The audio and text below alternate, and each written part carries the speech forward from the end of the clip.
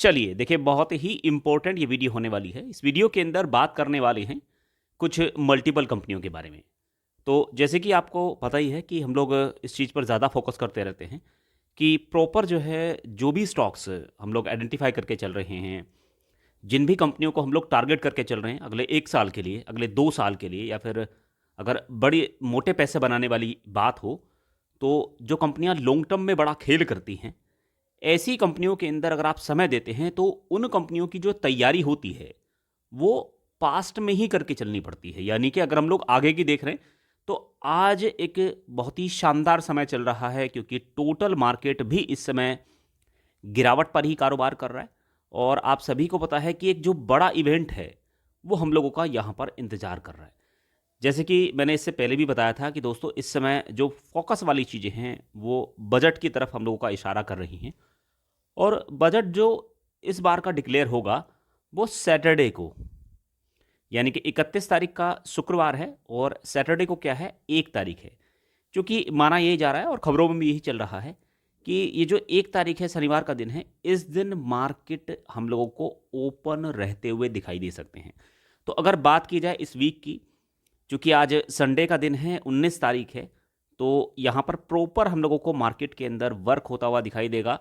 कोई इंटरप्शन नहीं है, कोई हॉलिडे नहीं है। जो भी हमें एक्शन देखने को मिलेगा वो 26 तारीख को, चूँकि आप सभी को पता है कि 26 जनवरी को मार्केट बंद रहते हैं, चूँकि इस बार की जो 26 जनवरी है वो संडे की बैठ रही है। तो ऐसे में कोई दिक्कत नहीं है, और मार्केट के अंदर बजट से पहले की एक बड़ी तैयारी इस वीक के अंदर हम लोगों को होती हुई दिखाई दे सकती है। या तो मार्केट के अंदर गिरावट का माहौल बनेगा, या फिर मार्केट के अंदर गिरावट के बाद में एक तेजी का माहौल भी यहां पर क्रिएट होता हुआ दिखाई दे सकता है। अगर एफआईएस और डीआईएस के डेटा की बात करते हैं तो इस महीने के अंदर, यानी कि जनवरी 2025 की अगर बात की जाए, तो अब तक कुल मिलाकर एफआईएस की तरफ से 46,000 करोड़ से ज़्यादा का माल बेचा जा चुका है। इवन अगर आप कंपेयर करेंगे यहाँ पर डीआईएस को, तो डीआईएस की तरफ से 49,000 करोड़ की खरीदारी भी देखने को मिली है। तो कोई दिन ऐसा नहीं जाता है जहाँ पर हम लोगों को एफआईएस की तरफ से बिकवाली नहीं देखने को मिलती हो। लेकिन एक चीज़ है, क्योंकि अगर आप 14 जनवरी का डेटा देखेंगे, जिस दिन एफआईएस की तरफ से भारी भरकम बिकवाली का आंकड़ा निकल कर आया था, इसके उलट यहाँ पर डीआईएस की तरफ से खरीदारी भी जमकर हुई थी, जो कि 7,901 करोड़ की थी। उसके बाद से ही अगर आप ये डेटा देखें तो 4,533 करोड़ की बिकवाली एफआईएस की तरफ से देखने को मिली 15 तारीख में। 16 तारीख में 4,341 करोड़ की थी। उसके बाद ये जो बिकवाली थी ये घटकर 3,318 करोड़ की यहाँ पर निकल कर आ रही है। तो एक तो है कि एफआईएस की तरफ से कहीं ना कहीं जो एक गिरावट का माहौल बन रहा था, वो गिरावट का जो माहौल था वो थोड़ा सा पिछले 3-4 ट्रेडिंग सेशन के अंदर कम हुआ है। और अगर आप यहाँ पर डीआईएस की खरीदारी का आंकड़ा देखेंगे तो इसके अंदर भी यहाँ पर हम लोगों को गिरावट देखने को मिली है। तो कहने का मतलब क्या है कि एफआईएस कहीं ना कुछ सेगमेंट के अंदर खरीदारी करने का प्रयास कर रहे हैं, और यही एक बड़ी वजह थी कि यहाँ पर एफआईएस की तरफ से बिकवाली कम और खरीदारी थोड़ी ज़्यादा देखने को मिल रही है। खैर, ये डेटा देखिए चेंज होता रहता है, ऐसा नहीं कि ये आपको हमेशा सही देखने को मिलेगा, क्योंकि हो सकता है कि अगले जो कुछ ट्रेडिंग सेशन हमें यहाँ पर देखने को मिले, हो सकता है कि एफआईएस की तरफ से और बिकवाली के आंकड़े यहाँ पर निकल कर आ जाएं। लेकिन चूंकि काफ़ी सारे लोग इस समय टारगेट करके चल रहे हैं बजट के पॉइंट ऑफ व्यू से, तो हो सकता है कि ये जो बिकवाली का आंकड़ा है यहाँ पर इसके अंदर कुछ बदलाव भी देखने को मिल जाए। क्योंकि पिछले कुछ महीने से लगातार अगर आप देखेंगे तो मार्केट के अंदर प्रेशर का ही माहौल यहाँ पर बनता हुआ दिखाई दिया है।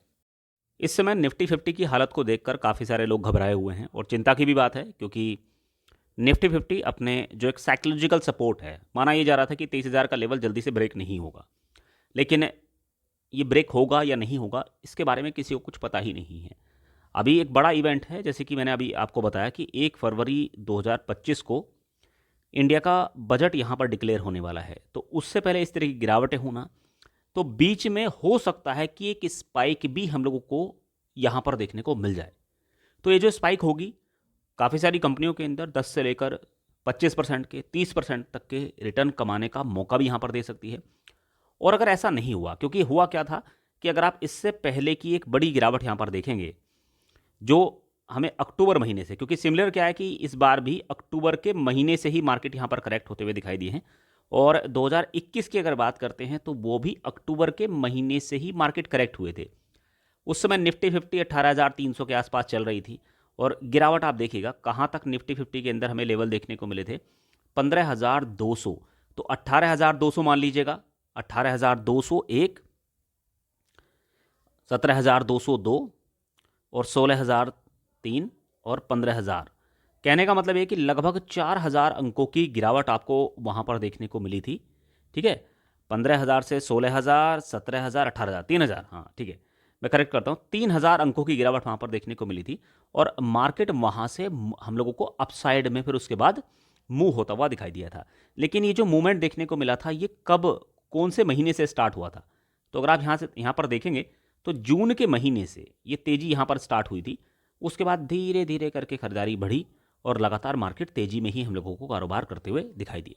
तो जिस तरीके से मार्केट का बिहेवियर है उसके हिसाब से तो यही अंदाज़ा लगाया जा सकता है, क्योंकि देखिए यहाँ पर क्या हुआ कि बीच में एक स्पाइक भी आई है। अगर आप यहाँ पर ध्यान से देखेंगे तो जनवरी के बाद में फरवरी, उसके बाद में बजट के रिगार्डिंग हम लोगों को जो चीज़ें थी वो तेज़ होती हुई दिखाई दी थी।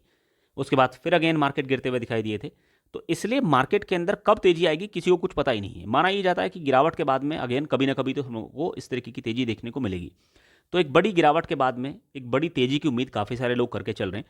तो इसलिए हमेशा हमें यू टर्न के ऊपर फोकस करके चलना है कि मार्केट अगर गिरते रहेंगे तो कोई दिक्कत नहीं है, आपको बस अपनी क्वांटिटी के ऊपर फोकस करके चलना है। आपको ये नहीं सोचना है कि जो गिरावटें होनी थी वो हो चुकी हैं, अब इससे ज़्यादा करेक्शन नहीं देखने को मिलने वाला है। लेकिन माना ये जाता है कि 3,000 अंकों की जो गिरावट इससे पहले हुई थी, अभी जो 3,000 अंकों की गिरावट यहाँ पर देखने को मिल रही है, तो ये जो गिरावट है, ये गिरावट यहाँ पर बढ़ेगी नहीं, क्योंकि इससे पहले बड़ा करेक्शन हुआ था 2021 के अंदर, सेम उसी तरीके का करेक्शन हमें देखने को मिला है रिसेंटली। तो हो सकता है कि अगले कुछ महीनों में मार्केट की जो तस्वीर है वो हम लोगों को बदलती हुई दिखाई दे। तो बहुत सारी ऐसी कंपनियां होंगी जहां पर हम लोगों को खरीदारी करने का मौका मिलने वाला है, क्योंकि निफ्टी 50 का जो ऑल टाइम हाई बना था वो था 26,277 का, और वहां से अगर आप कैलकुलेट करें तो 3,000 अंकों से ज़्यादा की गिरावट अब तक आपको बाज़ार के अंदर देखने को मिल चुकी है। और मेरे हिसाब से तो, जहाँ तक कि मेरा खुद का एक्सपीरियंस रहा है पिछले 8-10 सालों का, तो यहाँ पर ये सफिशेंट गिरावट होनी चाहिए, इससे ज़्यादा मार्केट गिरने नहीं चाहिए। और अगर ऐसा होता है तो बहुत सारी कंपनियां तैयार हो रही हैं कल के लिए। तो ये जो बजट होगा ये काफ़ी सारी कंपनियों के लिए दमदार होने वाला है, क्योंकि इससे पहले का जो बजट था दोस्तों, हमें सभी को पता है कि इस बार जो बजट डिक्लेयर हुआ था, चूँकि सरकार जब इलेक्ट हुई थी तब उस दौरान आधा बजट डिक्लेयर किया गया था, और आधा, या फिर कह सकते हैं कि जो कंप्लीट बजट है वो हम लोगों को जुलाई महीने में डिक्लेयर होता हुआ दिखाई दिया था। तो इस बार का जो बजट है ये कंप्लीट बजट यहाँ पर डिक्लेयर होता हुआ दिखाई देने वाला है। तो ऐसे में बहुत सारे लोग रेलवे स्टॉक्स के ऊपर फोकस करके चल रहे हैं, बहुत सारे लोग फर्टिलाइज़र वाली जो कंपनियां हैं उनके ऊपर फोकस करके चल रहे हैं, बहुत सारे लोग जो एक हमारी ईवी थीम चल रही है इसके ऊपर फोकस करके चल रहे हैं, बहुत सारे लोग इस समय पावर स्टॉक्स के ऊपर फोकस करके चल रहे हैं, बहुत सारे जो निवेशक हैं वो डिफेंस कंपनियों के ऊपर दाव लगाकर चल रहे हैं। और देखिए, इन सभी सेक्टर के अंदर आपको एक चीज़ ध्यान देने वाली बात है कि ज़्यादातर जो कंपनियां हैं वो अपने हाई से अच्छी खासी करेक्ट होती हुई दिखाई दे चुकी हैं। तो जो गिरावट थी वो पहले से ही प्राइस में आपको दिखाई दे रही है। तो यहाँ से एक बड़ी एक्टिविटी की जो शुरुआत है वो अगले 6 महीने के अंदर हम लोगों को यहाँ पर होती हुई दिखाई दे सकती है। तो जो 6 महीने बैठेंगे, संभवतः आप मान सकते हैं कि जुलाई के महीने तक अगर आप एक टारगेट यहाँ पर बनाकर चलें तो मार्केट के अंदर एक शानदार माहौल यहाँ पर बनता हुआ दिखाई दे सकता है। तो पहले नंबर पे जो कंपनी है वो है EMS limited, water recycling stocks है। आप सभी को पता है कि मल्टीपल टाइप का बिजनेस आपको इस कंपनी का देखने को मिलता है। और जैसे कि हम लोग बात करते हैं गार्बेज कलेक्शंस की, हम लोग बात करते हैं वाटर ट्रीटमेंट की, तो ऐसे में ऐसी कंपनियों को सबसे पहले नंबर पे हम लोगों को टारगेट करके चलना ही होगा, क्योंकि ये कंपनियां भले ही आज आपको प्राइस में उतनी अच्छी दिखाई दे रही हों या ना दिखाई दे रही हों, लेकिन आगे आने वाला जो समय है वो ऐसी कंपनियों का ही होगा। ठीक है, आपको समझ के चलना क्या है कि आज जो भी मौजूदा पानी हम लोग यूज़ कर रहे हैं, क्योंकि हो क्या रहा है कि जो पानी है अगर उस पानी का ही ट्रीटमेंट नहीं किया जाएगा तो फिर होगा क्या कि जो नेचुरल रिसोर्सेज हैं वो तो घट ही रहे हैं। अगर आप देखेंगे तो ज़मीन के अंदर जो पानी जो हम लोगों को लेवल देखने को मिला करता था, हर साल उस लेवल के अंदर लगातार कमी हो रही है। तो ऐसे में जो मौजूदा पानी है उस पानी का ही ट्रीटमेंट करके हम लोगों को यहाँ पर यूज़ करना पड़ेगा। तो वेस्ट वाटर के कलेक्शंस के अंदर और वेस्ट वाटर के ट्रीटमेंट के अंदर एक कंपनी लगी हुई है। काफ़ी सारी वेस्ट वाटर ट्रीटमेंट फैसिलिटीज़ आपको इस कंपनी की देखने को मिल जाएंगी। सीवेज सॉल्यूशंस ये कंपनी प्रोवाइड कराती है, काफ़ी सारे सीवेज प्रोजेक्ट भी आपको इस कंपनी के देखने को मिल जाएंगे। कुल मिलाकर वाटर सीवरेज जो प्रोजेक्ट की अगर बात करते हैं तो 70% का रेवेन्यू इस कंपनी को यहीं से आ रहा है। तो ऐसे में ऐसी कंपनियों को हम लोगों को फोकस करके चलना ही पड़ेगा। और पिछले कुछ दिनों में एक बड़ी हलचल भी इस कंपनी के अंदर हुई है। 5 दिन के अंदर 5% की तेजी, एक महीने की बात करें तो ऊपर के लेवल से एक बड़ी गिरावट। 6 महीने की बात करें स्टॉक कंसोलिडेशंस के मूड में है। कुल मिलाकर 26% के रिटर्न इस कंपनी के अंदर बने, जबकि एक साल में 78% की तेजी इस कंपनी ने दिखाई है। और ज़्यादा पुराना स्टॉक नहीं है, सितंबर 2023 सितंबर 2024 में एक साल हुआ था। तो कुल मिलाकर एक साल कुछ महीने का सफ़र रहा है और यहाँ पर 216% के शानदार रिटर्न इस कंपनी के अंदर हम लोगों को पहले ही देखने को मिल चुके हैं। और एक शानदार बात यह है कि दोस्तों मार्केट साइज़ अभी भी ज़्यादा नहीं है। लगभग 4,000 साढ़े 4,000 करोड़ का मार्केट कैप है। पी रेशो सस्ते दाम पर है। ऐसा नहीं कि कुछ कंपनियां आपको ऐसी भी देखने को मिल जाएंगी जिन कंपनियों का जो पी है वो 100+ आपको देखने को मिल रहा है। तो ऐसी कंपनियों को अभी एक सही समय चल रहा है, पढ़ने की आवश्यकता है। क्योंकि अगर इन कंपनियों के ऊपर इस समय हम लोगों ने स्टडी नहीं बनाई, क्योंकि इससे पहले क्या हो रहा था, धीरे धीरे करके तेजी हो रही है। हाँ, गिरावट नहीं हो रही है।